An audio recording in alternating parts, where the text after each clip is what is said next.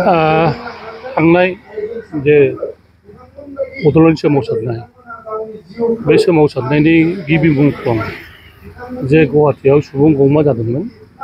फैफिनबाय थानाय समाव थिग 4:30 समाव टिहु सकआव जोंनि मावथि हारिखौ मोजां मोनग्रा सुजेन नार्जारिया बाथिपारा गामिनि साउथ क'क्राझार आन्चलिकनि जानानै बिथाङा पार्टिसिपेट खालामदोंमोन आरो बावहायनो जिहेतु गोबां मानसि थांदोंमोन, गोबां मानसि थांनायाव गारि गोजौआव दंमोन।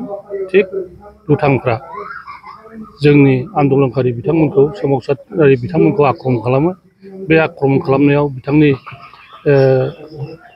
जोबोद गाज्रियै जखम जायो आरो बिथांखौ बरपेटा सिभिल हस्पिटालाव जिउ गोमाबाय होननानै डिक्लेयार खालामो।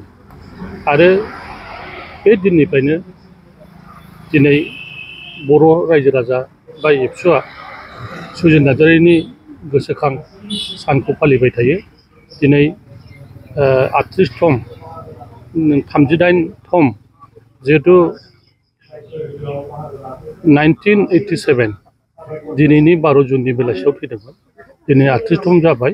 बे सानखौ फालिबाय थानायनि थाखाय आं बयबो एबसुनि मावथि बिथांमोनखौ आं धन्यबाद होयो आरो आसा खालामदों जेब्लासिम थांनानै थागोन बर'फ्रा अब्लासिम सुजेन नार्जारिनि मुंखौ फोथांनानै दोनगोन बेखौ आं आसा थाबाय। आङो दिनैसिम